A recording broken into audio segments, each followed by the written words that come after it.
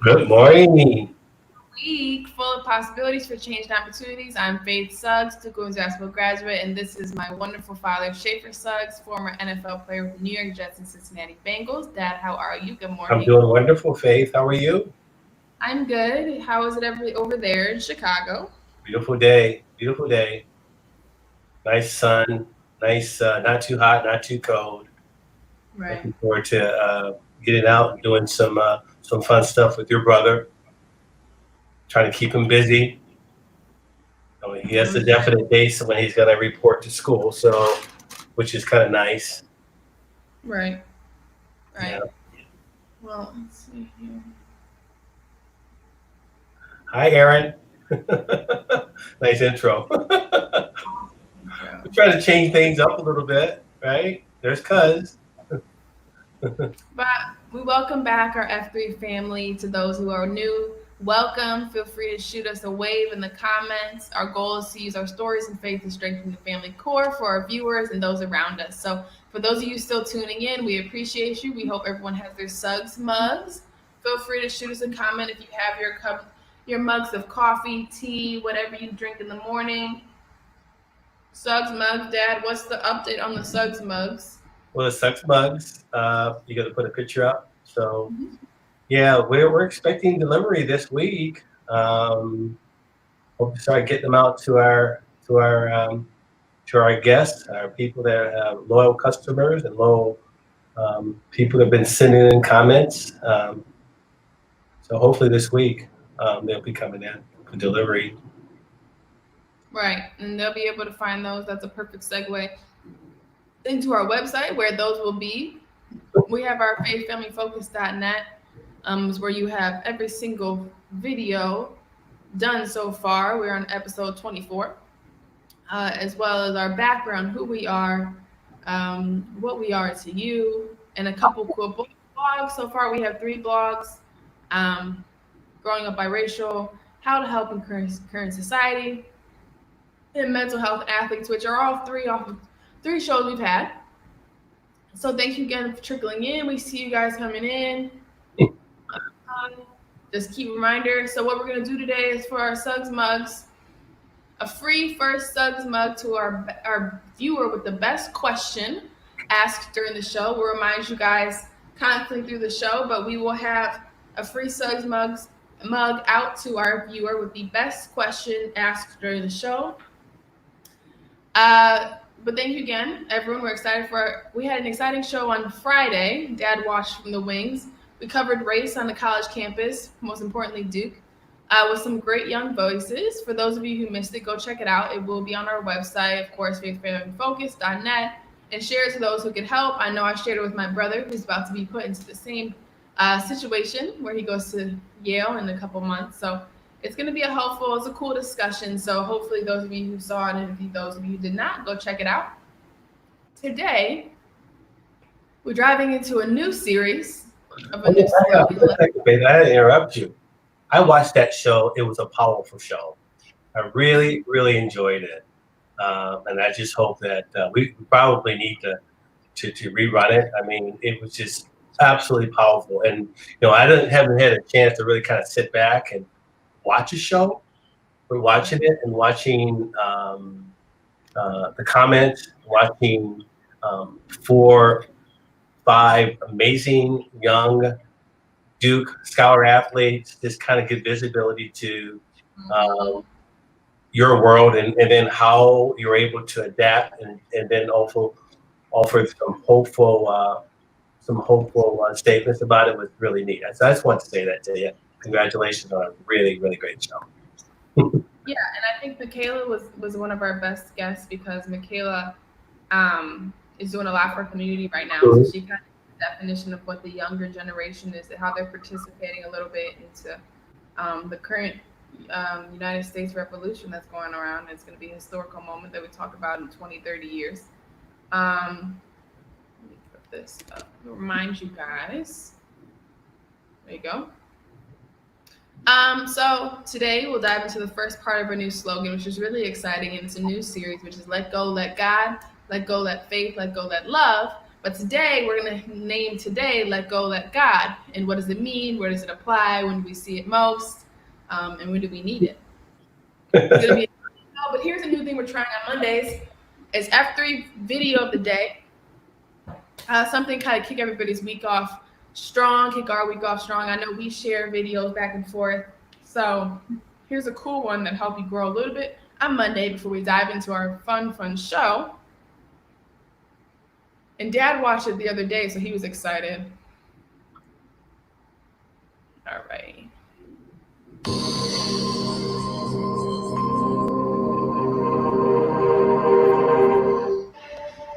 Number one, put God first. Put God first in everything you do. Everything that you think you see in me, everything that I've accomplished, everything that you think I have, and I have a few things, everything that I have is by the grace of God. Understand that. It's a gift. 40 years ago, March 27th, 1975, it was 40 years ago, just this past March, I was flunking out of college. I had a 1.7 grade point average. I hope none of you can relate. I had a 1.7 grade point average. I was sitting in my mother's beauty shop. They still call it beauty shop now? What they call it now? Yeah, I was sitting in the beauty parlor. I was sitting in my mother's beauty parlor, and I'm looking in the mirror, and I see behind me this woman under the dryer. And every time she looked up, every time I looked up, she was looking at me, just looking me in the eye. And I didn't know who she was, and I said, she said, somebody give me a pen, give me a pencil. I have a prophecy. March 27, 1975, she said, boy, you are going to travel the world and speak to millions of people. Now, mind you, I flunked out of college. I'm thinking about joining the army. I didn't know what I was going to do, and she's telling me I'm going to travel the world and speak to millions of people. Well, I have traveled the world, and I have spoke to millions of people. But that's not the most important thing, the success that I had. The most important thing is that what she taught me and what she told me that day has stayed with me since. I've been protected. I've been directed. I've been corrected. I've kept God in my life, and it's kept me humble. I didn't always stick with him, but he always stuck with me. So stick with him in everything you do. If you think you want to do what you think I've done, then do what I've done and stick with God. Number two, fail big. That's right. Fail big. Today's the beginning of the rest of your life, and it can be very frightening. It's a new world out there. It's a mean world out there, and you only live once. So do what you feel passionate about. Take chances professionally. Don't be afraid to fail. There's an old IQ test, was 9 dots, and you had to draw 5 lines with a pencil within these 9 dots without lifting the pencil. The only way to do it was to go outside the box. So don't be afraid to go outside the box. Don't be afraid to think outside the box. Don't be afraid to fail big, to dream big. But remember, dreams without goals are just dreams, and they ultimately fuel disappointment. So have dreams, but have goals. Life goals, yearly goals, monthly goals, daily goals. I try to give myself a goal every day. Sometimes it's just to not curse somebody out. Simple goals, but have goals. And understand that to achieve these goals, you must apply discipline and consistency.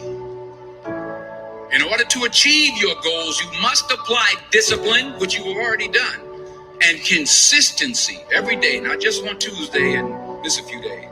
You have to work at it every day. You have to plan every day. You've heard the saying, we don't plan to fail, we fail to plan. Hard work works. Working really hard is what successful people do.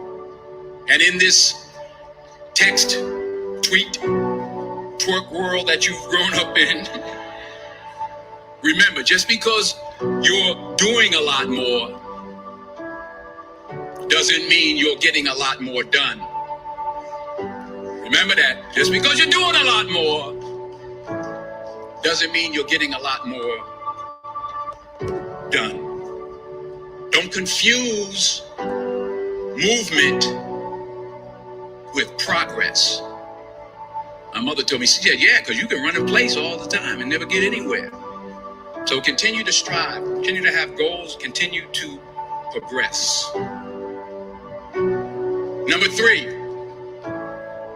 you'll never see a U-Haul behind a hearse. I'll say it again. You'll never see a U-Haul behind a hearse. I don't care how much money you make, you can't take it with you. And it's not how much you have, it's what you do with what you have.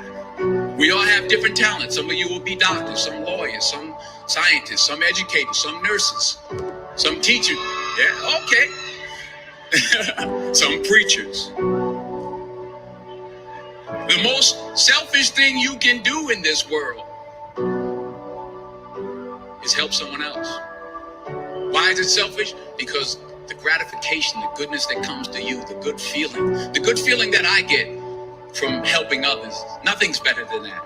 Not jewelry, not big house I have, not the cars, but it's the joy. That's where the joy is in helping others. That's where the success is. Finally, I pray that you put your slippers way under the bed tonight, so that when you wake up in the morning, you have to get on your knees to reach them. And while you're down there, say thank you for grace.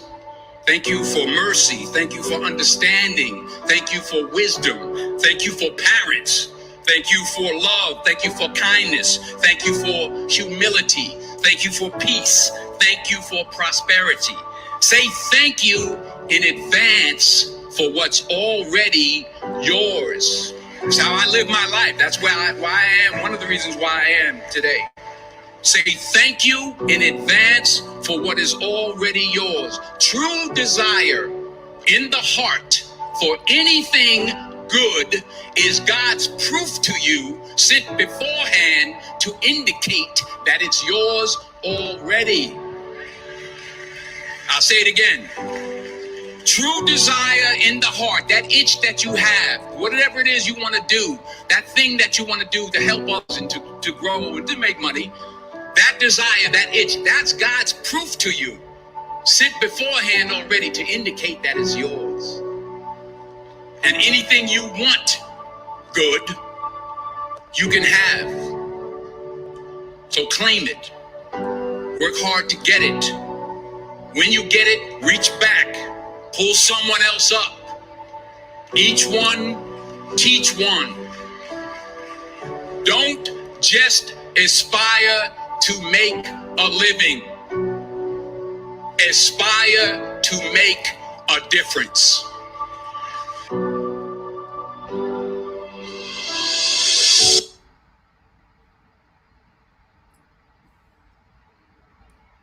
That was good, right?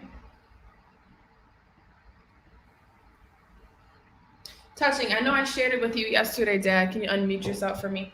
And I think that for me, it was most important because, one, I feel like Denzel has the best voice for a commencement speech to begin with, but also that he touches on a lot of things, but it's almost like what we're going to dive in today, which is putting God first and having an intimate relationship with the Lord and with that part of your life so that everything can follow more fluidly. What do you think? That was powerful. You know, in the state of where our world is right now, I cannot think of a better topic. This is perfect timing. Just powerful, and I'm really happy that you shared it. You know, when when we were sitting there talking, when we came up with our name, Faith Family Focus, you know our story. You know the story of Dad's story before mommy, the story with mommy, and the story after mommy. And it's all about our faith and how we got through it and letting go and letting God. So I thought it was really appropriate, and I really appreciate you just being open to having this series of letting go and letting God. Right. And well, I think that's perfect that you touched on that, because we might as well segue into our great discussion for today, which is how to apply let go, let God to our lives. Step one, in this series, we'll try to break down every area of your life that this slogan can apply to. Mhm. But you said that it's important to our family. Dad, why don't you dive into where it came from, how you define it, and then you can kind of go into a little bit more about how it actually is defined. Well, yeah, in order to define it, without evangelizing people, I mean, the reality is it's such a big part of our family, as you will know later in my show. But in order to define it, there's three ways, and I had to pull it from sort of some words from the Bible. But the one proper meaning of letting go is to passively sit back and simply allow things to happen. Typically, they call that que sera, whatever will happen, that attitude. There's nothing I can do. There's nothing I can try, even though it's absolutely true that God is sovereign and is in control of everything. This approach, faith, is definitely not biblical. And there's three commands that I wanted to share with you. I don't know if you're going to put it up on the screen, but I'll read them. We are in Philippians 2:12. We are commanded to work out our own salvation with fear and trembling. And then Paul commanded Timothy to fight the good fight of faith, take hold of the eternal life to which we are called and about which we are made confession in the presence of many witnesses. And then in Ephesians 6:10-18, where the mirror armor of God is detailed, to put the armor of God and stand against the schemes of the devil.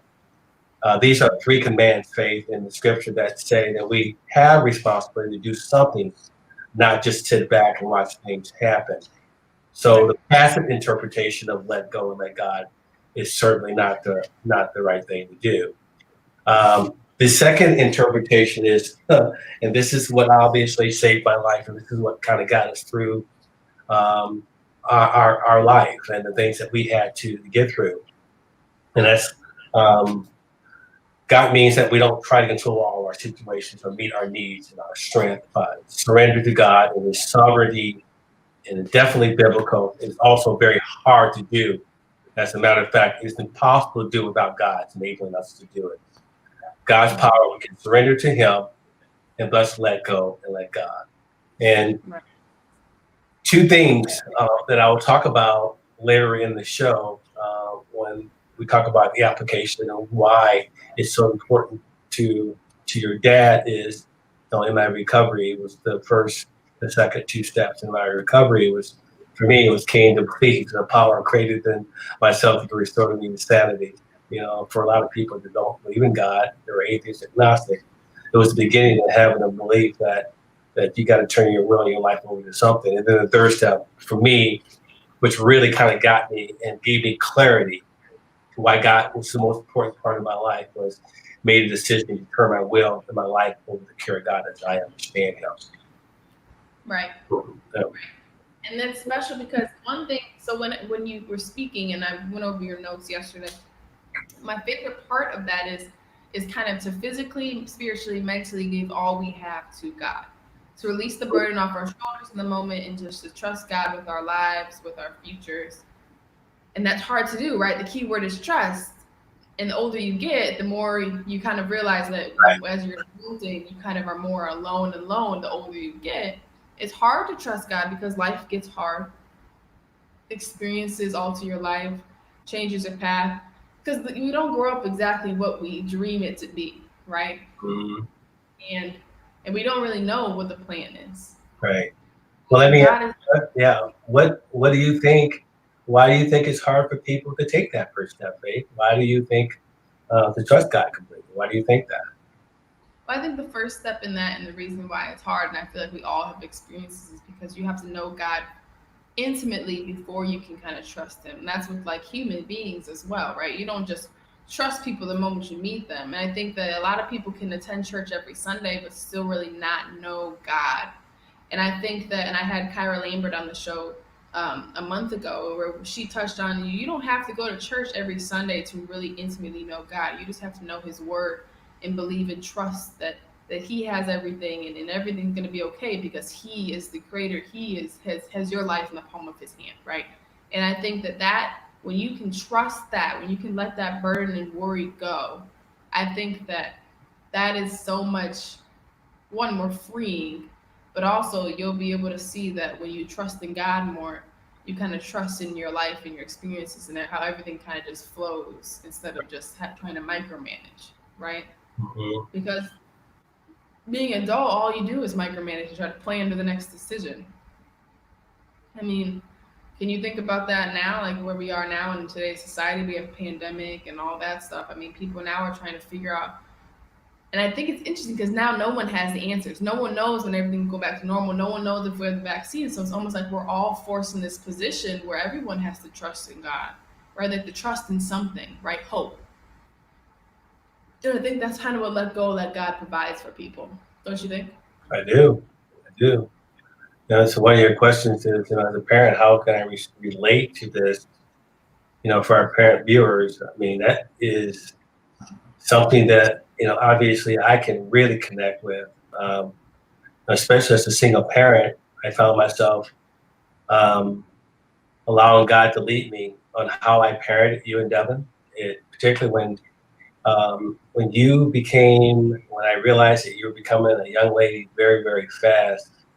Um, it reminded me that I had to use those spiritual tools that I learned early on in my life that obviously saved my life, but and I had to apply those as I watch you grow, as I watch you, um, and I was hopeful that you were navigating through the loss, um, but it was very difficult, and that's why I really relied on God to get out of the way and let go and let Him take care of you. It was really, really difficult for me to do it without God's grace, without allowing Him to kind of lead me up that hallway to how I was going to navigate through being that right parent for you. Um, this was really key, and this is one of the reasons that um, uh, this slogan is so important to us. Why do I apply it to our family? We talk about it a lot. And it was really important. I mean, there's obviously, we don't have enough time on the show, but there's really a lot of times and experiences in our lives since the loss of your mom, Sue, my wife, was there's so many times where we had to apply it. And it was so good that you guys you embraced it, you understood it. Right. Well, and I think that the whole point of this series is how do we can we apply it? And I think you just did a great job. But let's dive into our first kind of scenario. Like, Okay. let's talk about how to let go, let God with past experiences and mistakes, right? And to trust in the Lord that everything will be okay. I think that the one thing that makes people human is that nobody's perfect. Right. And I think that we all go through situations where we've made mistakes, have said the wrong thing, especially now. A lot of people are looking back and reflecting on their lives that maybe they had said something that was hurtful, or dug ourselves in a hole that we don't see an end to, right? It's like a snowball effect. The more effort and thought you put into it, the heavier and larger it grows and it gets on your shoulders, right? It's a burden. And for me, and I'm the type of person, like if I lose something, I think this is a perfect example. When I was younger, we went to the zoo and we had this bracelet that was passed down from grandma to mom and mom to me, right? It was an emerald bracelet. And I took it to the zoo and we sat down and I think I took it off to color. And I remember that I lost the bracelet. We went back, we searched all over the table, under the table, searched the entire playroom. We couldn't find the bracelet. And I cried for hours. I was so disappointed that I had lost this bracelet because the bracelet was important to me. And it was like a mistake that I had made. And I was younger. And you know this. Every Christmas from that point, I asked Santa Claus for a green emerald bracelet to hopefully it was the identical one, even though now that I'm older and I see that you guys were Santa Claus, there's no way you guys are going to find the same bracelet that was reconstruct it. There's no way, right?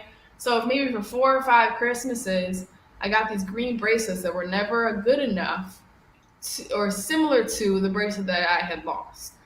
And so eventually I gave up because I realized I just kept disappointing myself over and over again when I kept getting these bracelets that weren't the bracelet identical, because it's almost impossible to solve that problem, right? I can't go back in time and fix my mistake. So I think the biggest thing for people, I'm glad we're bringing this up, is how do past experiences and mistakes change our lives and how much they resonate within us and cause a lot of destruction. And I think the question for you, because we touched on being a parent, but is how, as a parent, when you guys kind of make a mistake, right, in your parenting moment, right, and you realize that maybe you stepped too far, or maybe that wasn't the right decision to make, or maybe you should have cooked that. How can you kind of apply let go, like God, to those situations to humble yourself in a way? Oh my God, it was key for me because obviously I made some mistakes, as a parent, especially navigating it and being by myself. And the one thing that you mentioned was the word humble, humble. Just being able to sit back and a lot of times just take myself out of the picture and kind of watch it from the outside and kind of listen to my words, listen to the things that I say, especially my conversations with you, because now I wasn't talking to this little girl anymore. I was talking to a young lady who was formulating her own ideas and her own path. And I found myself a lot of times just sitting back and getting on my knees and saying, God, please help me navigate through this. Because the one thing I didn't want to do is that I didn't want to do anything that would cause more pain, the pain. And so I found myself really kind of second guessing myself. But then I had to get back to my spiritual toolbox, allowing God to lead this conversation.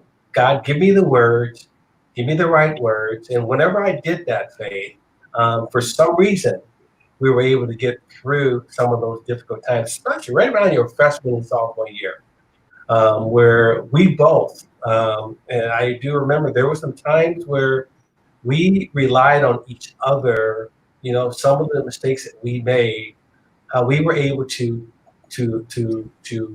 forgive and listen and hold and held accountable. And I couldn't have done that without allowing God to lead those conversations. And I'm doing it right now. I find myself, sometime with Devin. I say my term, my best term is I get a daily reprieve based on my spiritual condition each day. And when I allow God to kind of lead me out the door or lead that path in every aspect of my life, especially when it comes to having conversations with you two, I have a level of peace. But when I'm just activate out, and when I just go, I find myself getting a little bit in trouble. And now you two are old enough to kind of say, "Okay, Dad, chill, back up a little bit. That's hurtful. I didn't like what you said," and it's just a blessing that I'm able to do that. And I see that with you too. I mean, the way that we communicate with each other, but it's all based on God's word and God's grace and how we communicate. Right.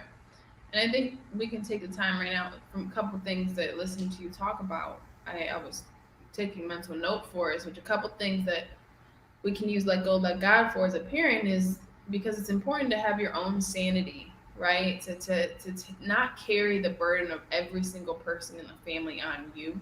Right. And I think that that's so important because as a parent, like I use this example all the time with you, right? When we're on an airplane, they tell you put your breathing mask on first before you help others. Because how are you supposed to help others if you're passing out from lack of oxygen, right? Right. And I tell you all the time, and that's the most important part for parents is to always put yourself first. Because at the end of the day, as kids, like the older we get, the more we may seem independent, is we still need that form of guidance. You still need you to have your head on right. Because when you carry a lot of heavy heaviness on your shoulders, right? It's exhausting. You're tired. You're trying to balance every single thing. You have so many different things to worry about. People who are working, kids have to go to school. I mean, what do we eat for dinner? And then you have kids failing this test, right? There's too much to juggle. So at the end of the day, I mean, you can't control or plan everything out. And maybe you can dive into how important it was for you to have your own space and your own, just taking care of you too, as well, by using this "Let Go, Let God" slogan. Why it was important. Well, I think it gets back to how I got to that point in my life. And I'll kind of share my story of recovery. I have 34 years of long-term recovery. The years, after I played, um, I I found myself in a really dark place, and you got to understand professional football sports was a very important part of my life. And I realized when it was gone, um, how much of I used to cover up a lot of my pain and a lot of my hurt growing up. And when the latter part of my career seemed to dissipate, I really, really struggled, between the recreational drugs and the alcohol and the pain pills. I found myself in a really bad place, really bad place, to a point where, I found myself not wanting to live anymore. And I Yeah. shared this story because it's a powerful story. And one of the reasons I moved here was to kind of escape it. And Right. there was a time in my life where I said, I don't know how I'm going to live another day. And I remember getting on the phone with your grandmother. Your grandmother was one of the most important, most inspirational, motivational people that I have. And I remember her saying, Shafer, don't give up. And whatever you live in life, don't give up. And she said these words, you got to let go and let God. And with the Mm-hmm. grace of God, I got myself into a healing place. And I found myself in recovery, and my life just began. And even though I played in the National Football League, and I did all those things, my life just I began to live, where I began to find out who Shafer Suggs was inside that football helmet, the real Shafer Suggs, and people loved me for who I am, not for what I did. And during those years, I learned how to let go of the pain, let go of the fear, let go of the anger, let go of all the things that were haunting me from my past. And in my recovery, I learned how to do that. And it was one of those things I was drowning, Faith, and I was Mm-hmm. fighting. I was fighting. And once I stopped fighting, I let go. I reached out, and the reality is, his hand was already there waiting for me. He pulled me to shore, and that's where I realized that my life was the most important important part of my life was allowing him to guide me through it. And it has, it prepared me for relationships, prepared me to meet your mom, it prepared me to be the father, and it prepared me to be the brother and the friend that I am right now. And I think one of the best experiences I ever had was a really good friend of mine. I think I was probably 21, 22 years in recovery. I was selected as the ambassador for Recovery America, and we got a chance to uh, go out to Washington D.C. And I don't know, do you have that picture? Were you able to bring that picture up and kind of share it, because it was one of the most powerful moments of my life, because 20 years earlier I was playing on maybe 20 minutes away at Shea Stadium, scoring a touchdown on Monday Night Football, and I was all alone. I didn't have anybody in my life. But here I am leading 10,000 people across the Brooklyn Bridge, and right to the left of me is President Obama's drug czar, Gil Kurlikowski, and I got my family. Devil on my shoulder, you're on the right, still on the right, and I'm leading. This was a wonderful week. It was A&E TV sponsored this, and I was one of the 50. I represented the state of Illinois as the ambassador of the state of Illinois, and it was probably one of the most proud moments of my life. And you guys got a chance to understand how important it is for me to get to that point in my life after what I had gone through. Look, that's just it was a wonderful time. You guys got a chance to experience that with me. And Mm-hmm. that was all about my relationship with God, letting go and letting God, and it's God's grace. And there was over 10,000 people. You remember it. It was over 10,000 people. And I remember we got a chance to go to the White House. And Right. I was one of 10 delegates to go to the White House. And we were in the press room. And we got a chance to walk through the White House. And I don't know, did we see the dog? Did you see President Obama's dog? I don't know. Misspoke. Yeah. But it was just a wonderful experience. There were the three of you standing out in front of the White House. But this was a celebration and something as a result of my giving back and speaking and speaking about my recovery. And the most important part of my recovery is my relationship with God. And that's what I was able to bring into our family. And it's what guides us. And like I said, I get a daily reprieve based on my spiritual condition each day. It's something that that's been very, very, very wonderful in our family. And I can tell you, and I'll share this with you, but one of the most proudest moments I ever had, I watched you accomplish a lot of things. I watched you score baskets. I watched you at the USA trials. But when I watched you in your baptism at Duke, when I watched you give your life to God, that was probably one of the most proudest moments of my life because I know that you get it too. Yeah. And sometimes it takes adulthood and going out and becoming independent to kind of, and I tell people this all the time, and I said it on that past show, was that's when you kind of can take it in your own hands and kind of figure it out for yourself and really take ownership for it. Because when we're raised as Christians and raised as Catholics and whatever we're raised as, it's a kind of a routine. It's something you haven't really embraced yet, right? You're learning it through other people. You follow guidelines and stuff like that. You go to church on Sunday, okay, you go to your separate rooms, right? However the church is constructed, when you're removed from your comfort zone, it's kind of when you kind of start to embrace it more often and realize why you like it and why you want to be a part of a faith. And that's kind of when you see more people come to Christ and take ownership for their own faith.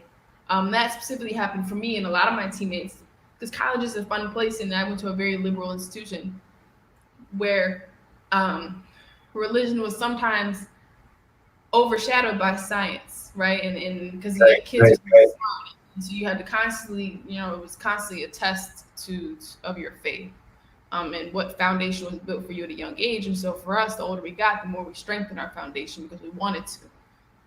And that doesn't work for everybody, but it is very common for a lot of kids to want to find their own way in their own path to faith around this time. But one thing that I wanted to bring up when we were discussing this is my own form of ways to cope with mistake and what my mindset around it is. And I found this tweet maybe a couple weeks ago and says, some people wonder how I'm able to remain at such a detached perspective from things I've experienced.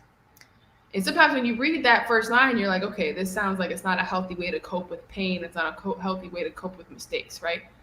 But it's simply because I choose to not remain who I've been in what I've experienced. Yes, I focus on healing and integrating those experiences, but more so on what's to come. Mm-hmm. Right? So, let me pull this back up. When I think to myself, turn your eyes and heart forward ahead of you. God isn't looking behind you. He has got too much work to do. So don't bother looking backwards in a negative light. But it's also like a kind of a track term, right? When you look behind to see where the competition is, you look behind to see where something is, you kind of slow yourself down. Right. And for me, I loved that because it was like when you say detached, people take a negative connotation to it. For me, I loved it because it was like you're almost like you're stepping away. You're not allowing that experience to define you, but more just to teach you. Mm-hmm. And you use it as you can reflect on it, where you have an experience where you're like, okay, because I've been through that experience, I can see now how it's impacting today, right now. Right. And I can see how it's going to impact tomorrow. But it's not something where it's a negative, like because of that, I can't do this, or because of that, I won't do this. It's more of just a teaching lesson.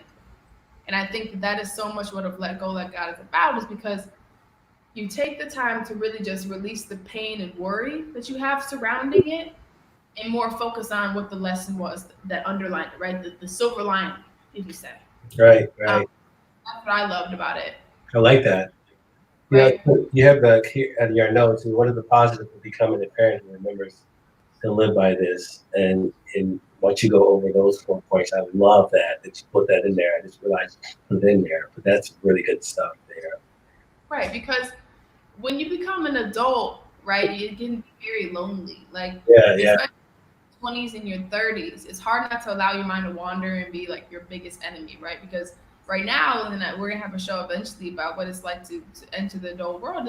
It's easy to critique yourself a lot because you feel like you're not doing enough, right? You look left and right, and you're like, so and so's doing this, so and so's doing that. Because we live in a society where everything is broadcasted on TV, social media, where it seems like everybody's presenting their best self, right? You don't think anybody is struggling. You don't think anybody is having a hard time. Nobody's can't find a job. People can't figure out if they want to go back to school. So it's very normal because of the world we live in. But I love to say comparison is the thief of joy. And to run your own race, because being a human is all about making mistakes. And for me, I overthink all the time, right? The more you grow, the more you look back on your lives and question like decisions you make.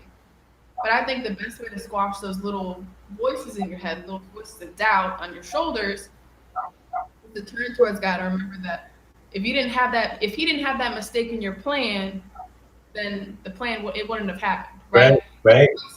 Intentionally in your life to impact you further on, and that's what I think is it's easy to detach yourself emotionally from stuff and stop beating yourself up about it and more be thankful that you have the opportunity to even make that mistake and learn from it. Because a lot of people go through life not having experiences that can mature them in a way, right? And that's all a shame because we all meet people like that, right? On a daily, you can tell that maybe their life wasn't like yours, and maybe they experienced things different than you, and that's your opportunity to kind of learn, teach, and have conversation, and maybe even just living your life the way you live it is a lesson for others. Mm-hmm. Yeah, that's what was great. So how can you, as a young people or adult who are on their own benefits in this area, how as a young adult can you apply this? I think the most important part for me with Let Go, Let God is to not only turn towards God and have an intimate relationship, which is what we talked about earlier, but learning to kind of give everything to God. Like Denzel Washington said in his commencement speech, put God first. Mm-hmm. And understand that everything and only everything is possible because of Him. And I think that also goes on to what I say all the time about divine feminine energy, right? To just be where you are. Don't think about tomorrow. Don't think about yesterday.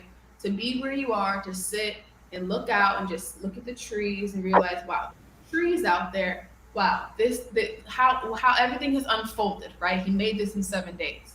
And I think that when you have those moments of appreciation, you kind of see how strong and how big God is and how much is possible if you just turn towards Him and talk with Him. Mm-hmm. And another thing is to read the Word of God, but find a Bible that makes sense to you. I had to find a Bible somewhere around here that was easier to read, because when you're young, it's hard for you. You have so much to do. You have work. You have to do this. You have to do that. So when you have to read something, you want to make sure your focus can stay focused in and dialed in, right? So that you can grasp stuff the first and second time you read it instead of spending 10 times to read a sentence over. Right. Because then the Bible is hard to read. It's in Old English. Like it's hard to read. So I got a Bible that was like more, they put in parentheses what stuff meant, and then they would like break it down in like its own response and stuff like that, because at the end of the day, that's helpful to me, but also it's a modern Bible, so it's able to apply to what I'm going through now.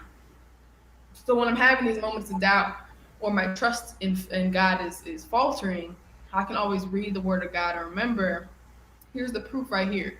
Here's the map. You want the GPS, it's here in front of you. He's given it to you. It's been here for centuries and centuries and centuries. And that is easy for me. But also another thing, and then my last thing about that is to not expect instant results. I think that when we say let go, let God, it's easy for us to be like, okay, here's everything. Where's my millions of dollars, right? Like, where's the solution, God? I gave you everything. You told me what to do. Where's my solution, right? Where's the answers? And I think that we have to remember that he doesn't owe us anything. At the end of the day, like his process, he gifted us this world and he gifted us this life. And I think that Mhm. when he I like think. providing answers, when he feels like providing us the solutions, we will come upon it. But to not expect it, like I said, divine femininity should just be in your moment. Remember, let go, let God. Okay, it'll come eventually. And then you have that moment, right? You have that week, that Monday through Friday, when that job opens up, or you get that test exam back. It's at 98%, right? You have those moments where you're like, this is what they talk about. This is what they meant. Mm-hmm. I like that, Faith. Yeah. But what about you? I mean, can you remember those days? What would your advice be to young people? Even though Well, times it's still the same routine. it's living it. Some people, read it, but when you live it, I think one of the things I when I went through all your books, as we're moving from one location to another, we have so Mm, many different Bibles, kid Bibles, athletes Bibles, just trying to provide those to you as a young adult, as a kid, so you can begin to be used to getting you to church. Because that was one of the promises that I made to Mommy, was that we, continue to allow God to be the most important part of our life. And right. just practicing that, especially today, I'm so happy to watch so many young people lead this movement. And I love how they're following the faith-based leaders. Dr. Martin Luther King was a faith-based leader. It's all about what following his heart, because that's the key. Faith is your heart has to change, and your heart's not going to change until you allow God to come and do it. And Mhm. so yeah. So I'm just trying to, as you were speaking, how do we apply this to what's going on today? What would you say? How do we apply this to those out there that just um, don't have that lens to really see what's really going on? Because the solution, like you said, let go, let God. It's not going to happen today, tomorrow. It's going to be a process. You know, I, yeah. I think treating what we're doing right now exactly like you treat your faith. And with your faith, it's a continuous daily, you put daily work into your faith, right? You wake up, you try to do your homework in the Bible, you try to read something that'll change your mindset. You say your prayers before everything you do, right? That's a daily thing that we do. We wake up, we say a prayer, go to bed, we say our prayers. Before we eat meals, say our prayers.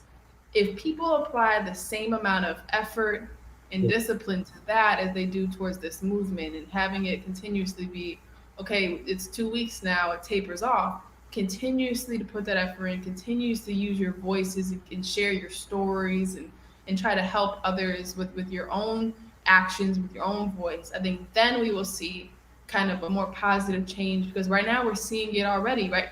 30,000 protesters. Like the world and our country has been impacted solely by this movement, and it's amazing to be a part of, because we're living in history right now, right?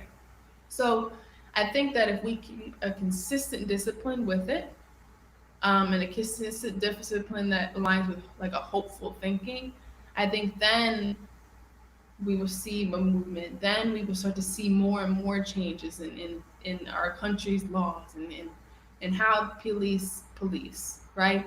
And in how Black people view the government, right? Because there's so many parts to this. There's moving parts, and there's reasons why we're having this moment of collision.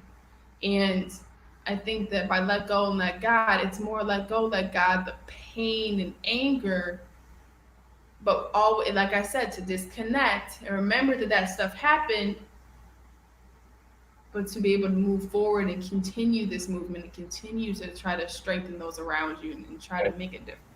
right. But part of letting go is acknowledging what you're letting go.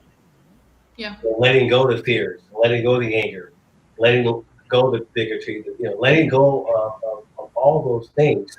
That's the first step of recovery, is letting go, and having a level of overcoming denial. and then give it to God. And that's where we are right now. We still have a part of that healing process. And again, I was telling you that earlier today, so it's up to us to, find those who are willing, they're hopeful, that want to change, or asking the questions, and that want to be educated, right? So for us, it's very easy to apply it. But it's still, I think it's going to be the key to our country's recovery. It's day by day, one day at a time. One person at a time. That that's going to allow this to get better. Progress, not perfection. We got to continue to progress. And you talked about this earlier. What you just said was so wonderful. Find something that can allow this to sustain, continue on. People go back to work. People go back to school. People go back to their sports. People got to their normal life, right? But what is going to really allow this to sustain, this movement to sustain? And it's all about, how we allow God to listen to this message, allow Him to lead us up that path. Yeah. Yeah, well, I think that's a great point to end it with a great discussion. And we'll do that at the next Wednesday and Friday. But we want to thank everyone for joining us this wonderful Monday morning. We're so thankful for those who stopped by to discuss with us and start this new series of Let Go, Let God, Let Go, Let Faith, Let Go, Let Love. We will see you on Wednesday to keep it going with Let Go, Let Faith. But thank you to our Amazon Fire, YouTube, Facebook, Roku, Apple TV, and most importantly, out of Phoenix, Arizona, E360 TV. Again, this is Faith Family Focus, where we want to use our faith as a vehicle to help heal and sustain others on their path to strengthen the family core. And with our last slogan, let go, let God, let go, let love, let go, let faith, we hope everyone has a really great Monday. Thanks again. Awesome show.